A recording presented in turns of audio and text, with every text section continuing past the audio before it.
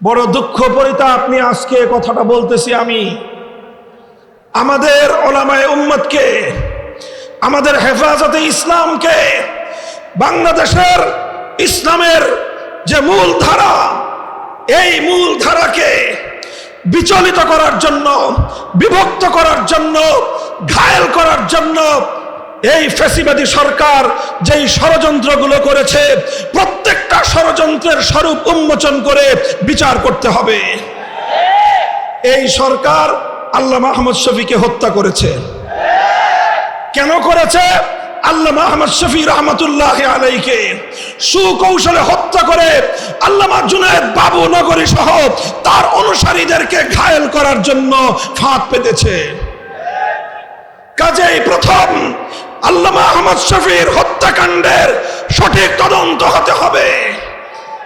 যারা আল্লামা আহমদ শফীর পক্ষ হয়ে আল্লামা জুনায়েদ বাবু নগরী সহ আমাদের বিরুদ্ধে এই অপবিত্র কর্মকাণ্ডের সম্পৃক্ততা করার চেষ্টা করেছিল, তাদেরকে রিমান্ডে নিয়ে জিজ্ঞাসাবাদ করতে হবে সরকার কেন তাদেরকে দিয়ে এই কাজ করিয়েছিল। প্রথম কথা, আল্লামা আহমদ শফীকে শেখ হাসিনার নির্দেশে তার গোয়েন্দা সংস্থার লোকেরা সুকৌশলে হত্যা করেছে। তদন্তপূর্বক হাসিনা এবং তার গোপন পরামর্শদাতারা -3 ফর্মুলার উপর চলেছিল। কয় -3 করতে চেয়েছিল। প্রথম মাইনাসের তালিকায় ছিলেন নূর হোসেন কাসেমি রাহিমাহুল্লাহ, দ্বিতীয় মাইনাসের তালিকায় ছিলেন আল্লামা জুনায়েদ বাবু নগরী রাহিমাহুল্লাহ, আর তৃতীয় মাইনাসের তালিকায় ছিলাম আমি অধম মামুনুল হক।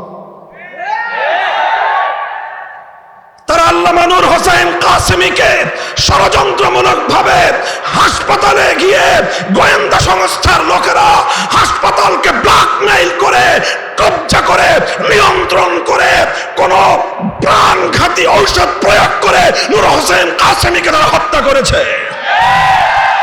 সেই হত্যাকাণ্ডের সঠিক তদন্ত এবং বিচার করতে হবে। এরপরে তারা আল্লামা জুনায়েদ বাবু নগরীর বিরুদ্ধেও একই কৌশল গ্রহণ করেছে এবং আল্লামা জুনায়েদ বাবু নগরীকেও তারা হত্যা করেছে। এই 3 হত্যাকাণ্ডের যথাযথ তদন্ত এবং তার জন্য দায়ীদেরকে জাতির সামনে চিহ্নিত করে, মুখোশ উন্মোচন করে বিচার করতে হবে। আর এরপরে আমাকে একটা করুণা করেছে যে ওর বয়স কম, বেঁচে থাকুক কিছুদিন। আমাদের 3 মুরব্বীরে মারছে, আল্লাহ জানে ওদের মধ্যে কেউ হয়তো আমার প্রতি তার একটু দয়া হয়েছে যে ও বেঁচে থাকুক, কিন্তু এমন ভাবে বেঁচে থাকুক যেন এদেশের মানুষের কাছেও মুখ দেখাতে না পারে। আমাকে জনগণ থেকে বিচ্ছিন্ন করার পায়তারা চালিয়েছিল। আমি পরিষ্কার ভাষায় বলি, 2021 সালের 3রা এপ্রিলের পর আমার বিরুদ্ধে যারা যারা কথা বলেছে, যেই রূপেই বলে থাকুক, যেই আকৃতিতেই বলে থাকুক, তারা সব উপরোক্ত 3 হত্যাকাণ্ড সহ আমার বিরুদ্ধে ষড়যন্ত্রের সঙ্গে জড়িত ছিল। ব্যাপারটাকে কেউ আমার ব্যক্তিগত বিষয় হিসেবে বিবেচনা করবেন না। আমি ছিলাম 3 জনের একজন, আহাদুস সালাসা। আমি ছিলাম 3 জনের একজন। আমার 2 পূর্বসূরীকে হত্যা করেছে। আমার আল্লামা আহমদ শফীকে তারা হত্যা করে আমি যেন এদেশের ধর্মপ্রাণ মুসলমানদেরকে নিয়ে এই ষড়যন্ত্রের বিরুদ্ধে রুখে দাঁড়াতে না পারি, এজন্য আমার বিরুদ্ধে এমন ষড়যন্ত্রের বীজ তারা বুনেছিল, এমন ষড়যন্ত্রের চাল তারা বিছিয়েছিল যেন ভবিষ্যতে আর কোনোদিন কেউ মামুনুল হক হওয়ার স্বপ্ন না দেখে। মুহতারাম হাজিরিন, আমার কথা আর বেশি কিছু নয়। এই 4টা ঘটনা একই সূত্রে গাঁথা। আলেম সমাজকে বলবো, সরল হওয়া ভালো, এত সরল হওয়া ভালো না। আলেমদেরকে বলবো, সরল হওয়া ভালো, এত সরল হওয়া ভালো না। যারা সেদিন আল্লামা আহমদ শফীকে হত্যা করে তার হত্যাকাণ্ডের দায় তার জীবনের প্রধান সহকর্মী আল্লামা জুনায়েদ বাবুনগরী সহ উলামায়ে ইসলামের উপর হেফাজতে ইসলামের নেতৃবৃন্দের উপর চাপিয়ে দেওয়ার চেষ্টা করেছিল। তারা বাংলাদেশ থেকে ইসলামের শেকড় সহ উপড়ে ফেলবার পায়তারা করেছিল। কাজেই এগুলো সুন্দরভাবে, এগুলো যথাযথ তদন্ত, এর স্বরূপ উন্মোচন এবং এর সঠিক বিচার এই জাতি প্রত্যাশা করে। কথা বলেন ঠিক না বেঠিক? ইনশাআল্লাহ আমরা ঐক্যবদ্ধ আছি।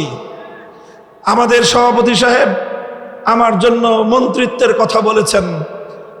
মন্ত্রিত্ব সাময়িক বিষয়, মন্ত্রিত্ব সাময়িক বিষয়। আমাদের হাফিজি হুজুর মন্ত্রিত্ব করেন নাই, আমাদের শেখুল হাদিস আল্লামা আজিজুল হক মন্ত্রিত্ব করেন নাই, আমাদের মুফতি আমিনী রহমতুল্লাহ আলাইহিও মন্ত্রিত্ব করেন নাই, সৈয়দ ফজলুল করিম পীর সাহেব চরমনাই রাহিমাহুল্লাহ মন্ত্রিত্ব করেন নাই, আল্লামা আহমদ শফি মন্ত্রিত্ব করেন নাই, আল্লামা জুনায়েদ বাবুনগরী মন্ত্রিত্ব করেন নাই। আমাদেরও প্রয়োজন না পড়লে মন্ত্রিত্ব করার খাহেশ নাই। তবে একটা খাহেশ আছে, একটা চিন্তা আছে। বাংলাদেশে বোনাস হায়াতটা আমি পাইছি, আমার বেঁচে থাকাটা এখন বোনাস। যদিও বয়স আমার খুব বেশি না, 51 বছর মাত্র শেষ হয়েছে, সেই হিসাবে আমার বয়স স্বাভাবিক হায়াত অনুযায়ী বোনাস বলার কথা না। যেই ষড়যন্ত্রের জাল ভেদ করে আল্লাহ পাক আমাকে আমাদের পূর্ববর্তী আকাবের সালাসার পরে আল্লাহ আমাকে হায়াতে রেখেছেন, এটা আল্লাহ পাকের বিশেষ কুদরত। আমাকে চেষ্টা করেছিল তারা জনবিচ্ছিন্ন করার, আল্লাহ পাক রব্বুল আলামিন মানুষের অন্তরের মধ্যে আমার প্রতি মহাব্বত এবং ভালোবাসা বৃদ্ধি করে দিয়েছেন। এটা আমার কোনো কারামত নয়, এটা আল্লামা আহমদ শফির কারামত, এটা আল্লামা জুনায়েদ বাবুনগরীর কারামত, এটা আল্লামা নূর হোসেন কাসিমের কারামত।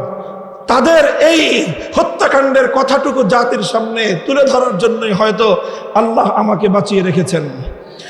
পরিষ্কার বলতে চাই, পরিষ্কার বলতে চাই, জালিম ফ্যাসিবাদী স্বৈরাচারী হাসিনার আমলেও হকের মূল কথার ক্ষেত্রে আপোষ করার চিন্তা করি নাই। ভালো ভালো বুঝাইছিলাম, মরা বাপের মূর্তি বানায়েন না, ভালো হবে না। মানুষটা মারা গেছে এবং তাকে আমরা মুসলমানই মনে করি, কাজেই তার মূর্তি বানায় আল্লাহর সামনে তাকে লজ্জিত করেন না, জনগণের সামনে তাকে অপমান করার ব্যবস্থা করেন না। কথাটা ভালো লাগলো না আমাদের। আমার বিরুদ্ধে তিনি ক্ষিপ্ত হলেন, জাতীয় সংসদে তিনি আমার বিরুদ্ধে কথা বললেন, তার গোটা রাষ্ট্রযন্ত্রকে আমার বিরুদ্ধে দাঁড়িয়ে দিলেন। বিজিএফআই, এনএসআই সহ প্রত্যেকটা গোয়েন্দা সংস্থা যাদের কাজ ছিল রাষ্ট্রের নিরাপত্তা নিশ্চিত করা, সব কাজ বাদ দিয়ে তারা আমাদের আলেম সমাজকে জাতির সামনে হেয় প্রতিপন্ন করার জন্য তারা মাঠে নামলো।